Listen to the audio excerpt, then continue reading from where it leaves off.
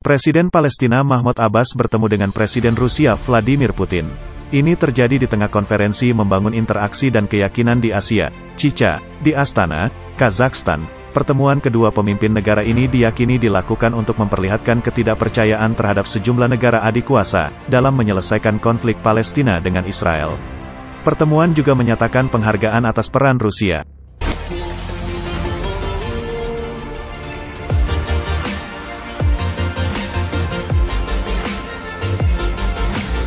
Abbas menyuarakan dukungannya untuk kuartet mediator internasional, yang terdiri dari Rusia, AS, PBB, dan Uni Eropa untuk permasalahannya dengan Tel Aviv.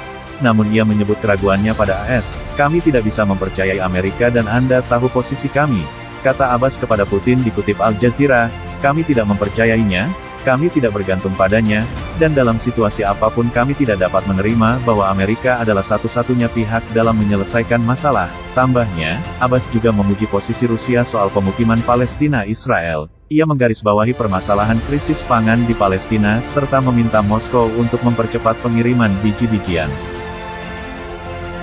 "Kami percaya dan tahu bahwa Rusia memiliki posisi yang jelas tentang penyelesaian itu," tambahnya, "Kami tahu betul bahwa Rusia membela keadilan untuk hukum internasional," ujar Abbas lagi. Sementara itu, Putin sendiri mengatakan Rusia menginginkan penyelesaian yang adil atas konflik Israel-Palestina.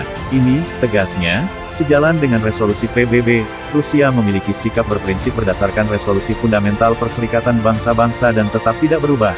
Katanya, menurutnya, Rusia terus memantau perkembangan di Timur Tengah. Ia mengatakan banyak yang perlu dilakukan untuk meningkatkan hubungan ekonomi antara Moskow dan Ramallah. Persoalan Palestina dan Israel menjadi salah satu titik panas di Timur Tengah. Rentetan konflik dimulai sejak berdirinya negara Israel tahun 1948. Israel akui negara Palestina. Sementara itu, akhir September lalu, Perdana Menteri Israel Yair Lapid mengutarakan menginginkan solusi dua negara intui perdamaian dengan Palestina. Sebagian besar orang Israel mendukung visi solusi dua negara. Katanya kala itu, ini adalah pertama kalinya dalam beberapa tahun seorang pemimpin Israel secara terbuka menyatakan dukungan untuk solusi itu. Langkah tersebut memungkinkan munculnya sebuah negara Palestina merdeka dengan negara Israel sebagai tetangganya. Namun sikap ini ternyata mendapat tanggapan sinis pengamat Palestina. Sebagian besar analis politik Palestina mengatakan bahwa mereka tidak yakin dengan pidato Lapid. Itu diyakini, hanyalah aksi politik untuk memikat pemilih Israel Arab dalam pemilihan umum. Rencananya pemilu dijadwalkan pada tanggal 1 November, tidak serius dan tidak menawarkan apa-apa, kata seorang profesor ilmu politik di Universitas Al-Quds, Ahmad Rafiq Awad.